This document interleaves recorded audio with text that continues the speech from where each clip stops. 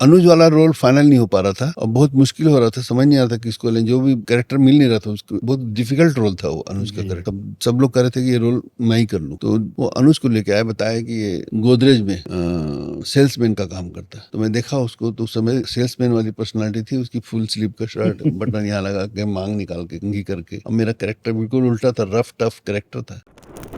तो लैला टिपटाप जो छैला अंगूठा छाप थी मेरी फिल्म, उसको हमने भोजपुरी में डब किया था और उसको बॉम्बे में रिलीज किया। बॉम्बे में रिलीज किया तो पिक्चर बहुत अच्छी जा रही थी, चल रही थी। मुझे याद है कि पवन सिंह की कोई फिल्म लगी थी और उसके साथ ये फिल्म लगी थी और वो फिल्म उनसे ज्यादा बिजनेस कर रही थी।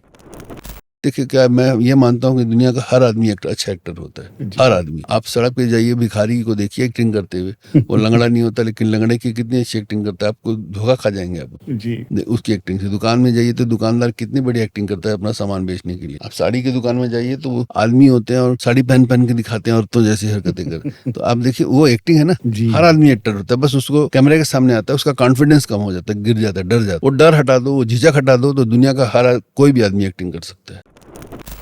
उस समय बहुत संघर्ष था, बहुत स्ट्रगल था। मुझे याद है 6 साल लग गए थे मुझे सिर्फ असिस्टेंट डायरेक्टर बनने में। तो उस बीच में राइटर, पत्रकार बन गया था और पत्रकारिता करने लग गया था, जिससे थोड़ी इनकम भी हो रही थी और वहीं से जान पहचान हुई। और मैं, गोविंदा के भाई कीर्ति कुमार जी थे, मेरे गुरु हैं, उनके साथ मैंने असिस्टेंट का काम करना शुरू किया।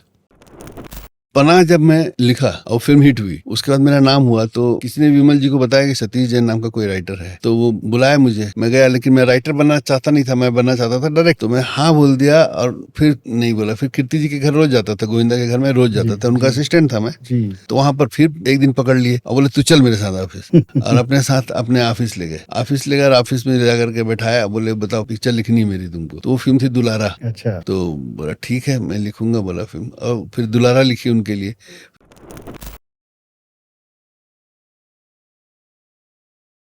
साथियों नमस्कार। आज हमारे बीच राष्ट्रीय ख्याति प्राप्त फिल्म निर्माता, निर्देशक, लेखक, बहुमुखी प्रतिभा के धनी और छत्तीसगढ़ के लाल सतीश जैन जी आए हुए हैं। मैं सतीश जैन जी का हार्दिक स्वागत करता हूं स्टूडियो में। नमस्कार, आपके दर्शकों को भी मेरा नमस्कार, प्रणाम। सतीश जैन वो नाम है जो 40 सालों से अपनी जिंदगी के फिल्मों में लगा दिए और मुंबई से लेकर भोजपुरी फिल्मों से लेकर छत्तीसगढ़ी फिल्मों तक का सफ़र कैसा रहा और अपनी मातृभूमि के लिए उन्होंने जो काम किया। जब छत्तीसगढ़ राज नन्हे कदमों से चलना शुरू किया था, तब सतीश जैन जी ने उसकी लोरी गाई थी मोरछैया भुइयां के नाम से। सुपर डुपर हिट हुई थी वो फिल्म और छत्तीसगढ़ राज्य के साथ साथ एक छत्तीसगढ़ अस्मिता के लिए मोरछैया भुइयां मील का पत्थर बन गई। इसके पहले 60-70 साल पूर्व कई देवे संदेश और घर द्वार के बाद ये तीसरी ब्लॉकबस्टर मूवी थी राज्य गठन के बाद। और सतीश जैन जी ने यहाँ पर एक नई ऊर्जा का संचार किया, छत्तीसगढ़ के कलाकारों को, फिल्मकारों को एक नई प्रेरणा दी, उनके भीतर उत्साह जगाया उस फिल्म के माध्यम से। और आज छत्तीसगढ़ फिल्म इंडस्ट्री एक ऊंचे मुकाम पर है। तो मैं उनके व्यक्तिगत जीवन से लेकर फिल्म जगत और सामाजिक सरोकार पर कुछ बातें आपके सामने रखूंगा। सतीश भैया जी आप, कांकेर में आपका जन्म हुआ, जी लालन पालन बचपन वहीं बीता आपका। जी। तो ये फिल्म निर्माण एक अजीब जोखिम वाला काम है। कैसे आप एक मध्यम वर्गीय परिवार से इस दिशा में आए, क्या प्रेरणा हुई आपके भीतर? मेरा जन्म कांकेर में हुआ। कांकेर में ही मेरे दादा का भी घर था, अलबेला पारा में, और माहौरबंद पारा कांकेर में मेरे मामा का घर, मेरे नाना का घर था। तो दोनों कांकेर में था जी। कांकेर में जन्म जरूर हुआ, लेकिन मेरा पूरा लालन पोषण जो हुआ है वो पूरा भानु प्रतापपुर में हुआ। कांकेर से 51 किलोमीटर दूर है, वहां पर हुआ। तो अक्सर छुट्टियों में, दिवाली की छुट्टियों में या मतलब गर्मियों की छुट्टियों में हम लोग कांकेर जाते थे, या तो दादा के घर जाते थे या नाना के घर जाते थे। जी। तो जब जाते थे तो वहाँ पर एक टाकीज हुआ करता था कांकेर में उस जमाने में, मनोहर टाकीज के नाम से। तो मैं उसी साइड बैठता था बस में, राइट साइड में बैठता था, क्योंकि राइट साइड में टाकीज आता था और मैं देखते जाता था कि यहाँ कौन सी फिल्म लग गई। तो फिल्मों का बहुत दीवाना था। मुझे याद नहीं कि मैंने कौन सी फिल्म पहले देखी, शायद राजा हरिश्चंद्र देखी थी या कौन सी फिल्म देखी, मुझे याद नहीं आ रहा है जी। लेकिन उस बचपन में हमको ज़्यादातर धार्मिक फिल्में ही दिखाते थे घर वाले, उस जमाने में दौर ऐसा था। धार्मिक फिल्में बहुत बनती थी और बचपन में बच्चों को वही फिल्में दिखाई जाती थी, दूसरी फिल्में दिखाई नहीं जाती थी, जो लव स्टोरी वाली फिल्में, फैमिली फिल्में, ये सब नहीं दिखाते थे लोग। तो जो भी फिल्म देखता था मैं, कमाल का मतलब लगता था यार, ये बहुत मज़ेदार चीज़ है सिनेमा। तो बचपन से सिनेमा के लिए मेरा एक जुनून सवार हो गया था। और मुझे याद है, मैं जब 8th में था तो मैंने एक प्रोजेक्टर बना लिया था फिल्म का। पढ़ते पढ़ते स्कूली हाँ, उस जीवन समय में। पढ़ते समय प्रोजेक्टर बना लिया था। और उस प्रोजेक्टर को उस समय के जो हमारे एग्जीबिशन हुआ था उसमें रखा था, उसमें फर्स्ट प्राइज मिला था उस प्रोजेक्टर को। वाह। और वो उसमें मैंने बिना निगेटिव के बनाया था। और उसमें जो चाहे वो दिखा सकता था, कागज को भी दिखा सकता था, जो कागज के अखबारों में छपे हुए कटिंग्स को दिखा सकता था, मैगजीन के फोटोग्राफ्स को दिखा सकता था। तो उस तरह का एक प्रोजेक्टर भी बना लिया था मैं। तो सिनेमा मेरे बचपन से मेरे अंदर घुस गया, कैसे घुसा मैं नहीं जानता। तो जो विद्यार्थी जीवन था आपका, हम्म।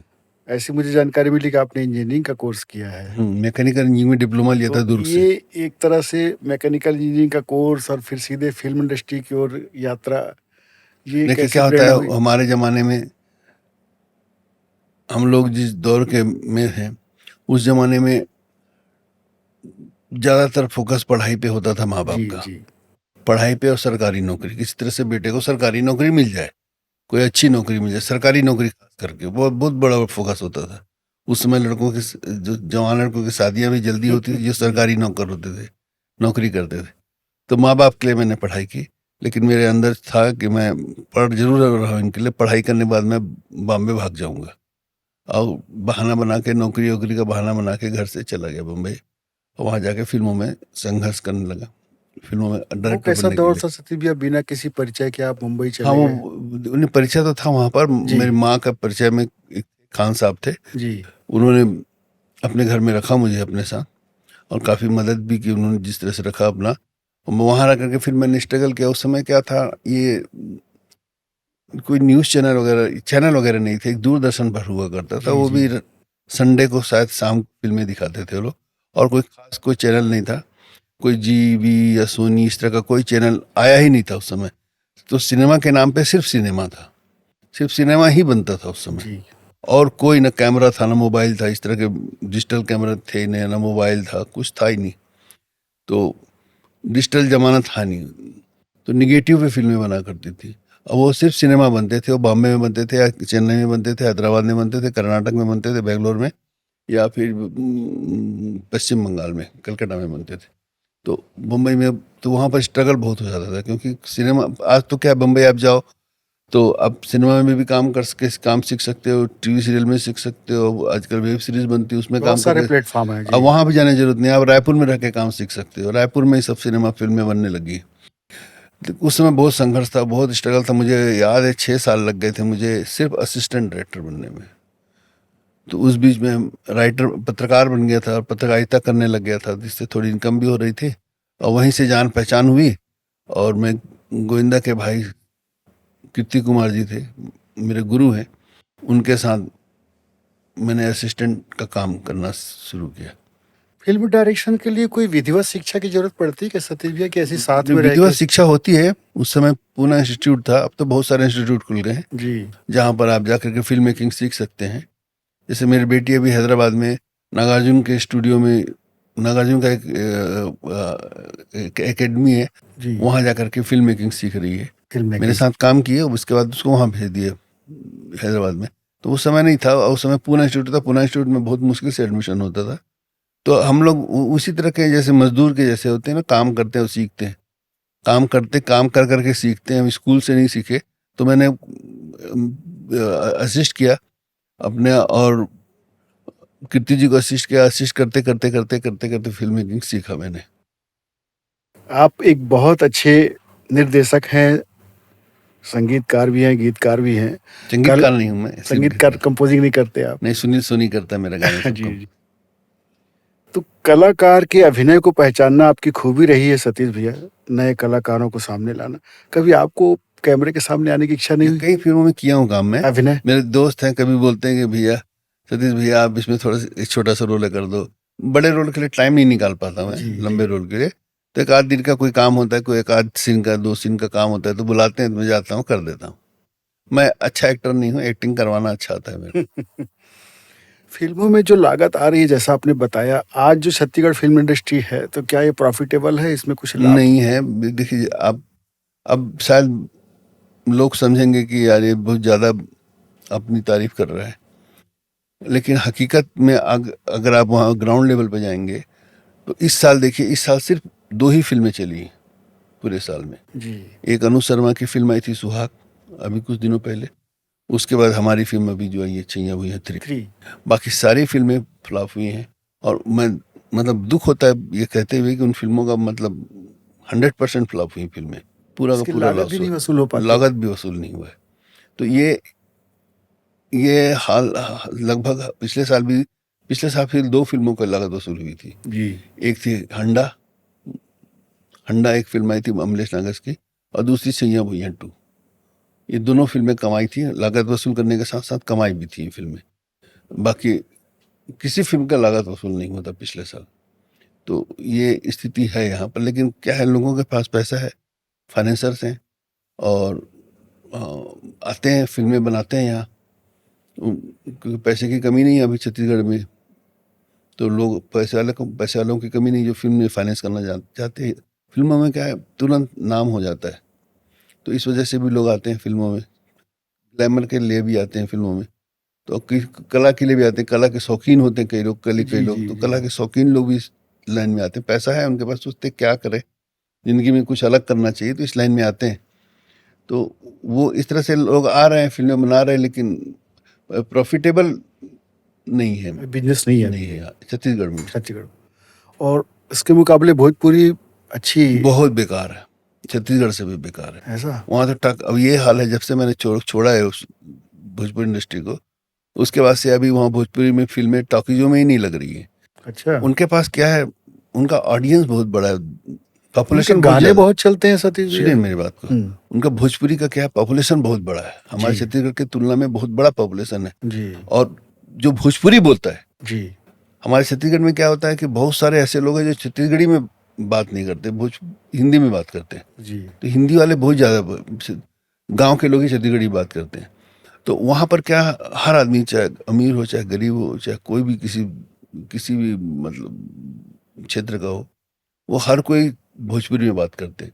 तो वहाँ पर भोजपुरी के चैनल बहुत सारे हैं, फिल्मों के चैनल, दबंग है और भोजपुरी दबंग, ऐसे बहुत सारे चैनल हैं जिन चैनलों में भोजपुरी फिल्में दिखाते हैं। उन चैनलों में फिल्में बहुत ज़्यादा चलती हैं। अच्छा। और उनका यूट्यूब चैनल से भी बहुत कमाई थी, क्योंकि उनका पॉपुलेशन बहुत ज़्यादा है भोजपुरी का। तो इन 2 कमाई की वजह से फिल्में बन रही हैं। थिएटर में जीरो हो चुका है, भोजपुरी इंडस्ट्री लगभग खत्म हो चुकी है, और सिर्फ इन चैनल की वजह से उनकी कमाई हो रही है, और वहाँ से अच्छी कमाई हो जाती है उनकी। लेकिन जो कमाई हम जो कर लेते हैं यहाँ छत्तीसगढ़ी फिल्मों से, टॉकीज से, खास करके मेरी फिल्में कुछ हुई हैं या जो हंडा हुई है, तो उससे वो जो कमाई उसकी तुलना में उनकी कमाई 10% भी नहीं है वो जो कमा रहे हैं उन लोग। उस हिसाब से हम काफी आगे चल हाँ, रहे हैं। बहुत आगे है। जबकि हमारा मार्केट छोटा है, हमारा पॉपुलेशन कम है, मतलब बहुत छत्तीसगढ़ी स्पीकिंग पॉपुलेशन बहुत कम है। अभी जैसे वेब सीरीज का भी दौर चल रहा है और ओटीटी में भी पिक्चरें आ रही हैं, तो क्या अपने को ऐसा कोई प्रस्ताव मिलता है छत्तीसगढ़ी नहीं, फिल्मों को? छत्तीसगढ़ी फिल्मों का अभी तक प्रस्ताव नहीं आया बाहर से। उसके लिए हमको कोशिश करनी पड़ेगी। तो देखते हैं कहीं अगर क्योंकि अगर ओटीटी मिल जाए तो बहुत बड़ा बिजनेस हो जाएगा, हमारा फिल्मों का बहुत बड़ा विस्तार हो जाएगा। जी, जी। अभी हम सिर्फ यूट्यूब के भरोसे पर बैठे हुए, और यूट्यूब से उतना पैसा नहीं मिलता जो मिलना चाहिए, उतनी रेवेन्यू नहीं आती। वो आएगा ओटीटी से आएगा, और ओटीटी अभी यहाँ पर कोई ऐसा ओटीटी नहीं है जो मतलब अभी बहुत। तो कोई वेब सीरीज भी नहीं बनी है सतीश भैया। अभी तो छत्तीसगढ़ी क्या आपका कोई इरादा है आगे? नहीं, वेब सीरीज के लिए भी ओटीटी चैनल चाहिए ना। कोई तो अच्छा। चैनल हो जहाँ दिखाऊं, मैं कहाँ दिखाऊंगा मैं? अच्छा। यूट्यूब में दिखाऊं तो कोई फायदा नहीं वेब सीरीज को, जी। तो फायदा ही नहीं है, तो फायदे का धंधा ही नहीं जब है। तक प्रस्ताव ओटीटी का ना आए, हम्म। ऐसी कोई योजना है क्या आगे बनाने की? नहीं, अभी अभी मैं सिर्फ सिनेमा ही बनाऊंगा कुछ साल तक। अब ज्यादा काम भी नहीं कर पाऊंगा मैं, जी, जी, जी। मेरा स्वास्थ्य की वजह से भी, जी। और तो वजह से भी एक या 2 साल ही फिल्म बनाऊंगा। उसके बाद फिर अभी बहुत से कलाकारों का विरोध भी प्रकट हुआ है आइटम सॉन्ग को लेके या कुछ द्व्यर्थी संवाद के गीतों को लेके। तो सतीश भैया, जो भोजपुरी गानों में जो अश्लीलता आती थी, लोग आलोचना करते थे, हमारे यहाँ ऐसा परंपरा नहीं थी। क्या लगता है आपको यहाँ पे इस तरह के प्रयोग क्यों हो हमारी रहे ज्यादातर फिल्मों में तो ऐसा होता नहीं है, हैं? जी द्व्यर्थी गाने होते ही नहीं ज्यादातर, मेरी तो लगभग किसी फिल्म में नहीं है। जी तो हमारी फिल्में जब सेंसर में जाती हैं छत्तीसगढ़ी, तो वहाँ पर सेंसर जो बोर्ड के जो मेंबर्स देखते हैं फिल्म को, वो बोलते हैं यार छत्तीसगढ़ी फिल्म को क्या सेंसर करना, कुछ रहता है नहीं इनकी फिल्मों में, तो पूरी की तुलना में तो कुछ भी नहीं है यहाँ, 1% भी नहीं है। अब एक दो गाने कोई बना लिया आ गया, उसके लिए इतना लोग हल्ला मचा रहे हैं, वो मुझे समझ में नहीं आ रहा है क्यों ऐसा कर रहे हैं। लेकिन नहीं होना चाहिए, क्योंकि द्व्यर्थी संवाद या द्व्यर्थी गाने जो है ना, वो फैमिली के साथ नहीं सुन सकते या फैमिली के साथ बिल्कुल। देख नहीं सकते ऐसे जी गानों को। जी इसलिए मेरी फिल्मों में ऐसा होता नहीं है, वो चीज़ नहीं होना चाहिए, उसका मैं विरोध करता हूँ। मुंबई फिल्म इंडस्ट्री में दो धाराएं चलती रही हैं शुरू से, समानांतर फिल्मों की और कमर्शियल फिल्मों की। आपका प्रयोग छत्तीसगढ़ में कमर्शियल फिल्मों पर ज़्यादा रहा। अब समानांतर फिल्म भी अच्छी बन रही हैं, जैसे कि बुलंद मेज बनी है, उसको उस श्रेणी में रख सकते हैं। तो क्या समानांतर फिल्मों का यहाँ पे चलन होगा? आपका भी कोई विचार है? आप मनोज वर्मा से पूछेंगे तो खुद भी आपको बताएगा कि बुलंद में इसको नेशनल अवार्ड भी मिला, जी लेकिन कमर्शियल सक्सेसफुल नहीं, जो फिल्म का बजट था उसका नहीं निकला अभी तक। बिल्कुल। तो ये बहुत, अभी फिल्म बनाने में बहुत पैसा लग जाता है। जैसे अभी छैया भुइयां 3 बनाई मैंने, वो करीब करीब 1.25 से 1.5 करोड़ के लगभग उसका बजट चला गया। तो इतना पैसा निकालना किसी, अब क्या, चाहे आर्ट फिल्म बनाओ या रियलिस्टिक फिल्म बनाओ या कमर्शियल फिल्म बनाओ, खर्चा तो नहीं होना है। कैमरा तो वही लेगा, कैमरा वही लेगा, कैमरामैन तो वही पैसा लेगा, आर्टिस्ट भी वैसे ही पैसे बिल्कुल। लेंगे। सबके पैसे बढ़ गए, महंगाई बढ़ गई है, आप किसी को कम पैसे दे नहीं सकते, क्योंकि उसका भी जरूरत है, उसको भी अपना घर चलाना है, परिवार चलाना है। तो चीज़ों की महंगाई बढ़ गई, महंगाई बढ़ने से बजट बढ़ गया। तो बजट बढ़ने से क्या है कि थोड़ा रिस्क, मार्केट बहुत छोटा है, इसलिए उस तरह की फिल्में बनाने वाले, जैसे मनोज वर्मा ने फिल्म बनाई, मैं उनको सैल्यूट करता हूँ कि उन्होंने इतना बड़ा हिम्मत दिखाया, इतनी बड़ी हिम्मत दिखाई बनाने की, ऐसी फिल्म बनाने के लिए। और बहुत प्यारी फिल्म थी, उन्होंने की हिम्मत, और नेशनल अवार्ड भी लेके आए वो, उसके लिए उनको तो दाद देनी पड़ेगी। जी तो वो है, लेकिन शायद मेरे अंदर उतनी हिम्मत नहीं है। जो फिल्में बन रही हैं अभी और जो नए कलाकार आ रहे हैं सतीश भैया, स्टार्टअप के रूप में देखा जाए, जो उनको फिल्मों में प्रयोग करना चाह रहे हैं, उनके लिए आप क्या सलाह देना चाहेंगे कि इस दिशा में बढ़ना चाहिए कि नहीं? क्योंकि आपने बताया बिल्कुल कि आना चाहिए, जिसको जो काम करना चाहते हैं जो करना चाहिए। जैसे मेरे घर वालों ने मुझे हमेशा फ्रीडम दिया, कि उस जमाने में दिया कि जो चाहो करो बेटा, अगर वो नहीं देते तो शायद मैं इस जगह पे नहीं पहुंचा होता। तो वो देना चाहिए, वो तो ठीक है। लेकिन जो लड़के आ रहे हैं इस फील्ड में, आना चाहते हैं, बिना ट्रेनिंग के ना आए। ज़्यादातर यहाँ पर फिल्में नहीं चल रही हैं, उसका कारण है कि प्रॉपर ट्रेनिंग लेकर नहीं आ रहे फिल्म मेकिंग की। बिना सीखे आप नहीं काम कर सकते। मतलब कोई रेयर होता है, मनोज वर्मा जैसा कोई आदमी होता है जो सिर्फ मेरे साथ काम करके, मेरी फिल्मों को एडिट करके वो सीख गया फिल्म बनाना। बिल्कुल लेकिन हर कोई ऐसा टैलेंटेड नहीं होता। तो पहले प्रॉपर तरीके से सीखिए, फिल्म मेकिंग के बारे में किसी से ट्रेनिंग लीजिए, ट्रेनिंग लेने के बाद आइए तो फिल्म बनाइए। या एक्टिंग करना है तो एक्टिंग की ट्रेनिंग लीजिए प्रॉपर, या किसी थिएटर में नाटक ग्रुप ज्वाइन कीजिए, वहाँ जाकर के बिना सीखे मत आइए। मेरी ये सलाह है सबको। आप खुद अपनी बेटी को देखिए कहीं और भेजें सिखाने के लिए। जरूरी है विधिवत शिक्षा लेने की, जी बात जी जो जी। आपने कही, और तभी फिल्में यहाँ की चलेंगी। हम्म। अभी राष्ट्रीय स्तर पर हमारी फिल्मों की पहचान कुछ बन रही है क्या सतीश भैया? क्या बिल्कुल लगता बुलंद है? से बनी मेरी फिल्म एक बॉलीवुड में लगभग सभी लोग मेरा नाम जानते हैं, बॉलीवुड इंडस्ट्री में। जी अब बाहर उतनी नाम शायद नहीं पहुंची है भूलन से, लेकिन भूलन से थोड़ा सा नाम हुआ है छत्तीसगढ़ी इंडस्ट्री का। अन्य भाषाओं में डब हो रही है क्या अपनी नहीं, पिक्चर? मेरी फिल्में डब हुई, 2 फिल्में, छैया भुइयां और लैला टिपटाप चलांगुड़ा साहब। कौन सी भाषा में डब हुई? भोजपुरी में भोजपुरी डब में हुई। हुई। वैसे तो राजस्थानी में भी डब हुई। राजस्थान में भी हुई। राजस्थानी में छैया भुइयां का रीमेक हुआ है, अच्छा वहाँ राइट्स लिया उन्होंने राजस्थानी में, और वहाँ पर बनी है फिल्म। लव यू मारी जान नाम से फिल्म बनी अच्छा थी। अच्छा। तो इसमें जो रीमेक बनाते हैं या उसका जो सारा कुछ सामान वो लेते हैं, तो किसमें आपको बराबर महत्व मिलता है इसमें कि वो नहीं लेते, राइट्स लेते हैं, पैसा राइट? भी जी देते हैं। जी जी जी। और इतने 40 से 50 सालों की लंबी यात्रा में आपको बहुत उतार चढ़ाव देखने पड़े होंगे, क्योंकि फिल्म मेकिंग बड़ा जोखिम भरा काम होता है।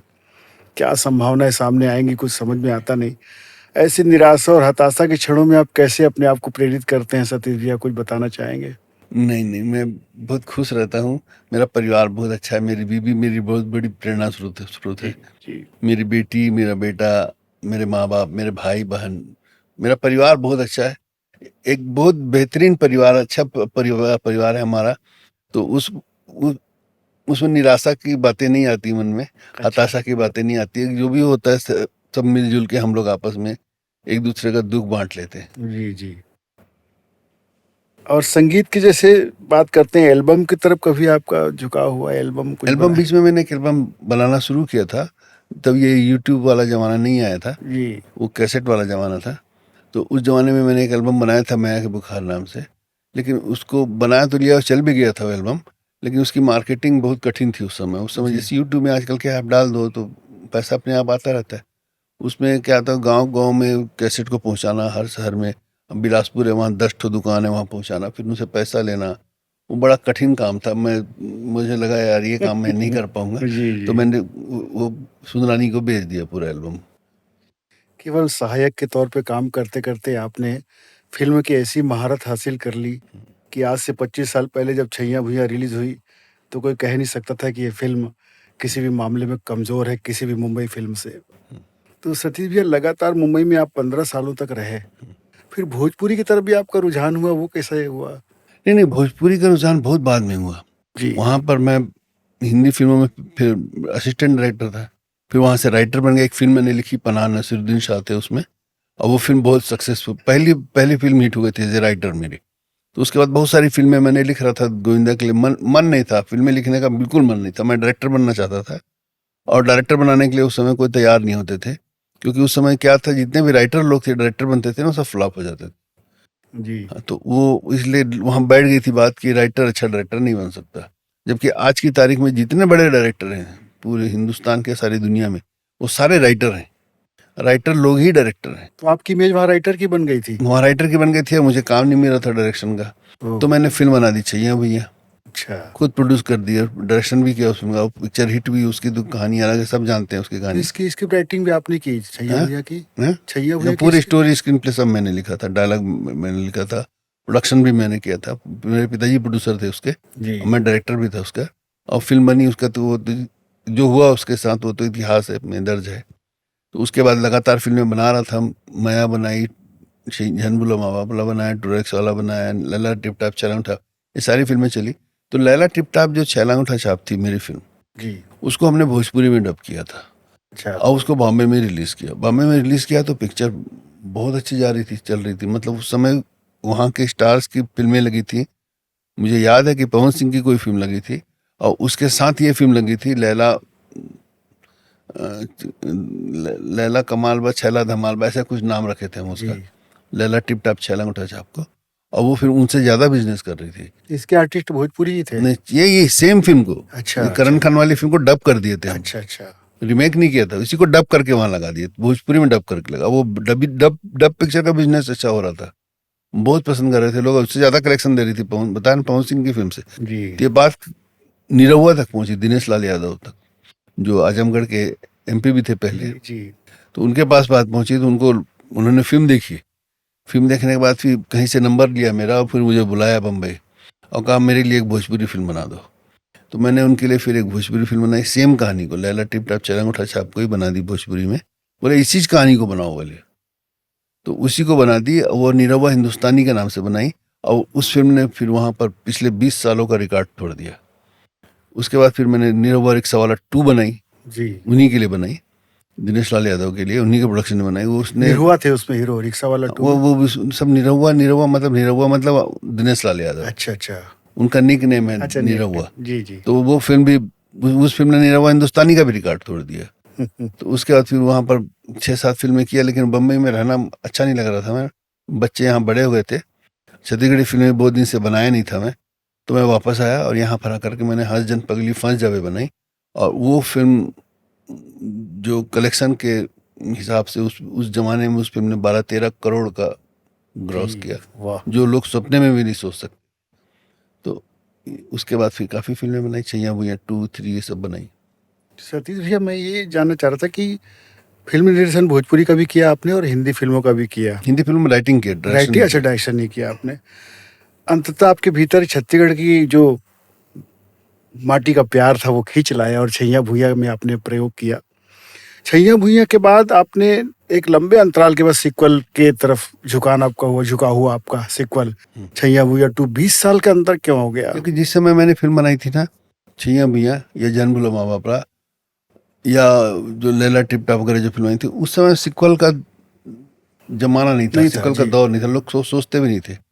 बाद में जब हेरा फेरी का सिक्वल बना और फिर दूसरी धमाल वमाल फिल्में आई हिंदी की, बॉलीवुड में था, बॉलीवुड में फिल्में बनाते थे, सीक्वल बन रही थी बॉलीवुड में। सुपरमैन पार्ट 1, सुपरमैन जी, पार्ट जी। 2, बैटमैन वगैरह क्या क्या हॉलीवुड फिल्में में, ना, जी। सब हॉलीवुड में बन रही थी फिल्में।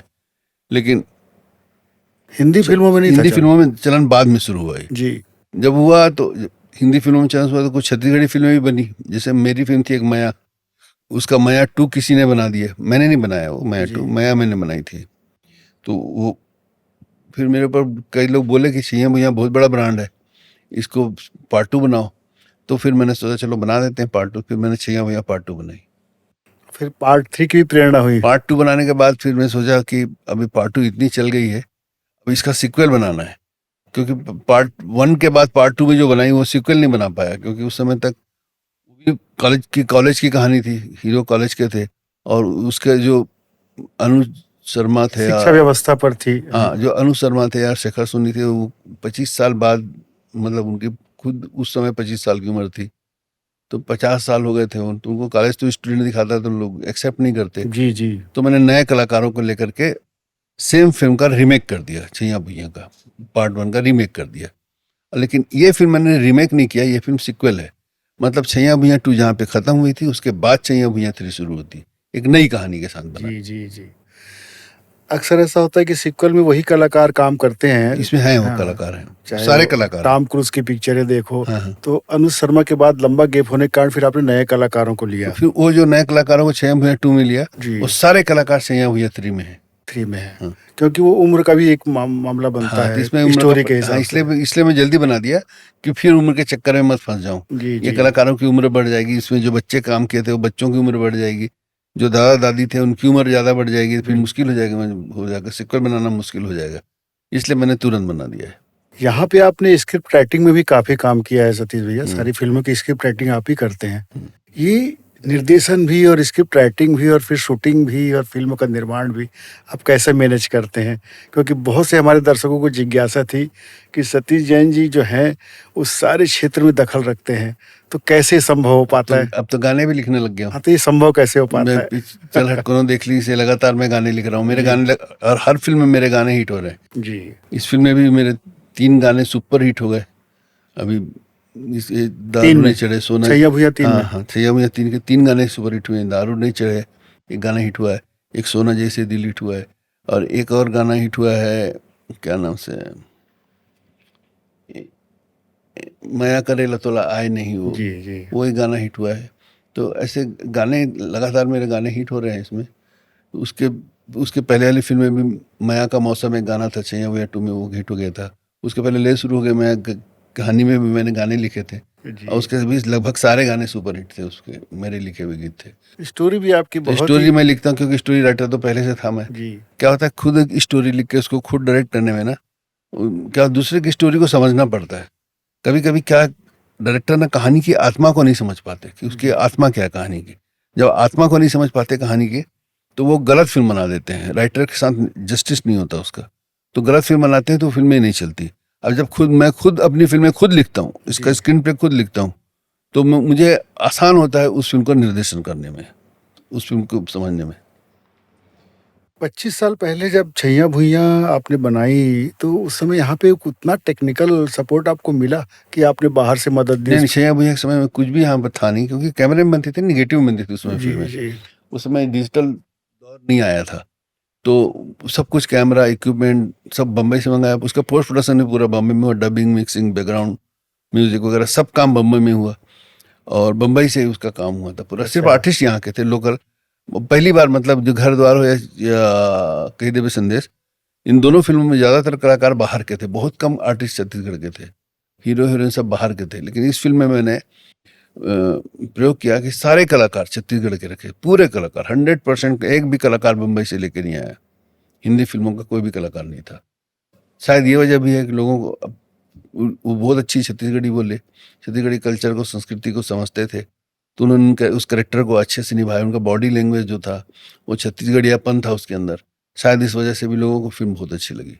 लेकिन एज ए डायरेक्टर सतीश भैया, सबसे बड़ी डिमांड ये होती है कि कलाकार अभिनय में बहुत मजा हुआ हो, और आपने बाहर के प्रोफेशनल कलाकारों को लेना छोड़ करके यहाँ के कलाकारों को लिया, तो कोई परेशानी नहीं आई? कोई पसंद नहीं, आप देख लीजिए सैया भैया, जी जी। कहीं कोई किसी के तो काम अलग में से कोई ट्रेन कमी करना नहीं। पड़ा कि कलाकारों नहीं, ने कोई बहुत? ट्रेंड नहीं करना पड़ा मुझे। पता नहीं कैसे, मुझे अपने अंदर बहुत कॉन्फिडेंस था। मैंने सारी जिंदगी नए कलाकारों को लेकर फिल्म बनाई हमेशा। बहुत बड़ा जोखिम आप उठाते अमलेश रहे। नाग उस समय सिर्फ यूट्यूब में काम करता था, कॉमेडी करता था, उसको लेकर के हीरो लेकर के फिल्म बनाई। अनुज था, शेखर, ये सब नए कलाकार सब जिन्होंने नए कभी एक्टिंग नहीं कलाकार। कभी एक्टिंग नहीं की थी।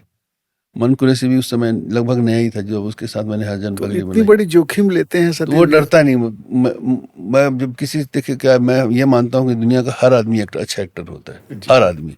आप सड़क पे जाइए, भिखारी को देखिए एक्टिंग करते हुए, वो लंगड़ा नहीं होता, लेकिन लंगड़े की कितनी अच्छी एक्टिंग करता है, आपको धोखा खा जाएंगे आप जी।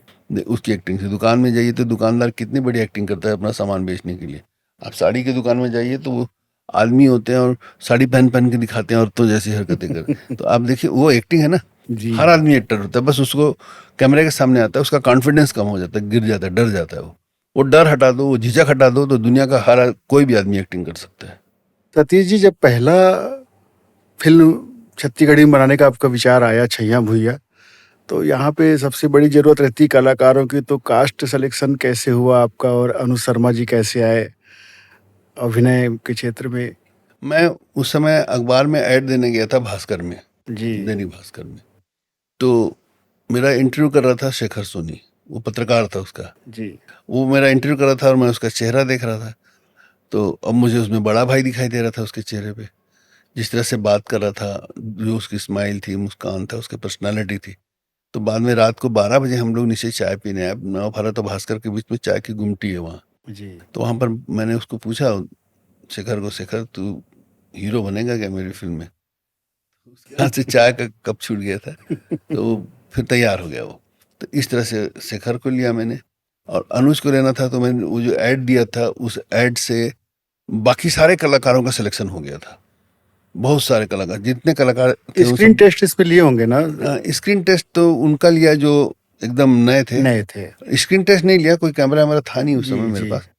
तो उस समय स्क्रीन टेस्ट सिर्फ बुला बुला के बात कर रहा था मैं। जी। और जो थिएटर के कलाकार जैसे निशा गौतम थी, या सुरेश गोंडाले जी थे, या संजू साहू थी जो रंगमंच की थी, तो इन लोगों को मैंने इनका बात करके लिया, उनका चेहरा देख के उनको कास्ट कर दिया, बुलाया था इनको। अखबार में एड साइड देख के वो लोग आ गए थे। और अनुज वाला रोल फाइनल नहीं हो पा रहा था, और बहुत मुश्किल हो रहा था, समझ नहीं आ रहा था किसको लें, जो भी कैरेक्टर मिल नहीं रहा था उसको। बहुत डिफिकल्ट रोल था वो अनुज का जी। कैरेक्टर। तो मेरे ऊपर दबाव था कि मैं उस समय यंग था, तो सब लोग कह रहे थे कि ये रोल मैं ही कर लूँ। तो नहीं चाहते हुए मैं मन बना लिया था कि चलो कर लेता हूँ करके। फिर उसी समय एक मितेश शाह नाम का एक लड़का था, वो अनुज को लेके आया, बताया कि ये गोदरेज में सेल्समैन का काम करता है। तो मैं देखा उसको, तो उस समय सेल्समैन वाली पर्सनालिटी थी उसकी, फुल स्लीव का शर्ट, बटन यहाँ लगा के, मांग निकाल के, कंघी करके। अब मेरा कैरेक्टर बिल्कुल उल्टा था, रफ टफ कैरेक्टर था। तो मैंने उसको तुरंत वहीं गेटअप उसका चेंज किया, बाल बिखेर दिया, बाहों को फोल्ड कर दिया, बटन खोल दिए शर्ट के। और उसके बाद देखा तो मेरे को लगा कि हाँ, ये मेरे कैरेक्टर में फिट है अनुज। तो मैंने फिर उसको कास्ट कर लिया। इस तरह से उस फिल्म की कास्टिंग हुई। अच्छा।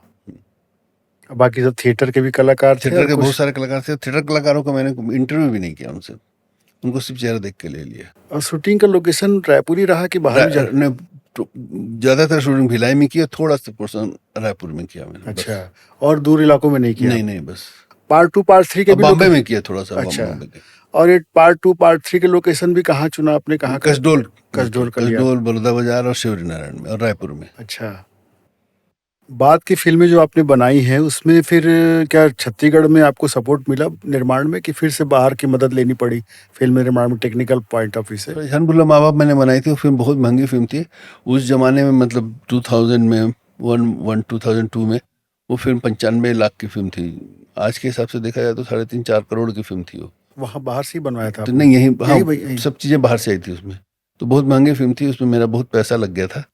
और उस फिल्म से रिकवरी मेरी हुई नहीं, थोड़ा पैसा टूट गया, 20-30 लाख टूटा।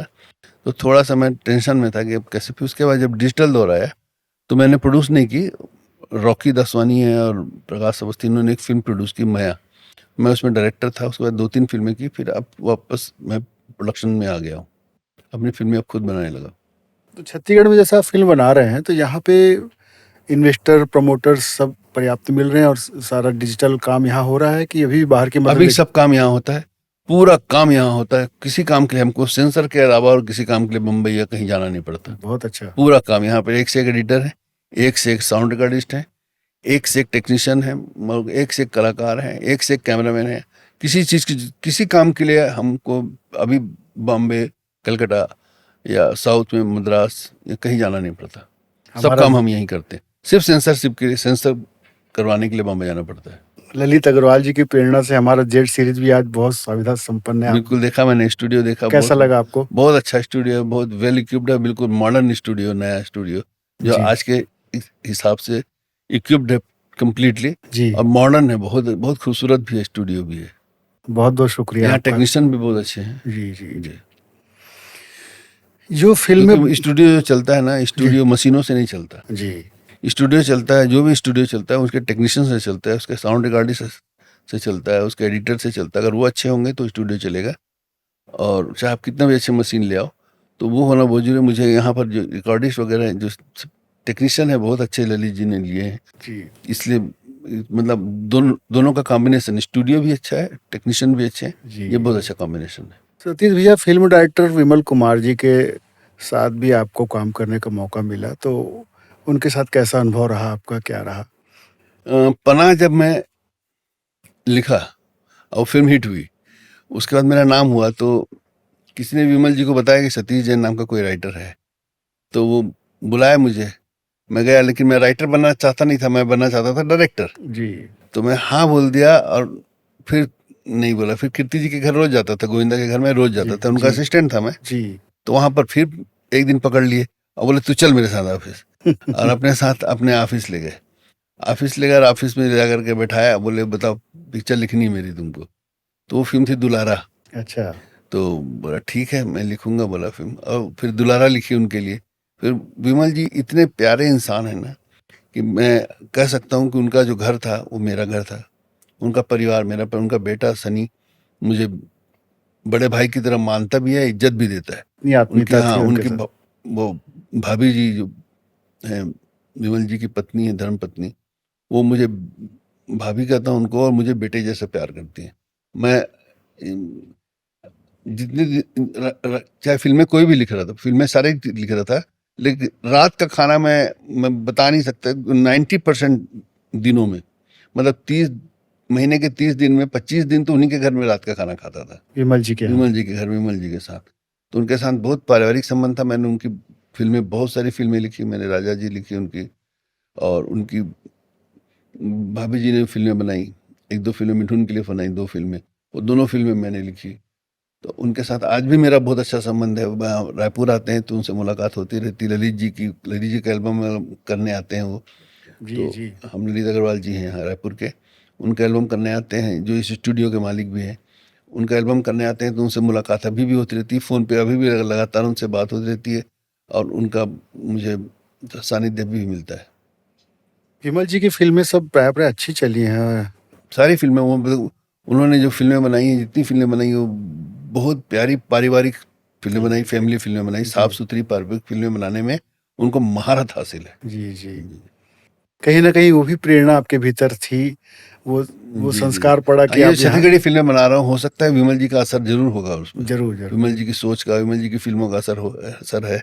तो मेरी फिल्में मैं पारिवारिक फिल्में ज़्यादा बनाता हूँ पारिवारिक यहाँ पर, फिल्में आपकी। और विमल जी भी उस तरह की फिल्में बनाते थे। जन भूलो माँ बाप ला हाँ, आपकी जी, जी, फिल्म बड़ी प्रेरक है, जी, जी, युवाओं के लिए तो बहुत बड़ा उसमें संदेश छुपा हुआ है। जी, जी।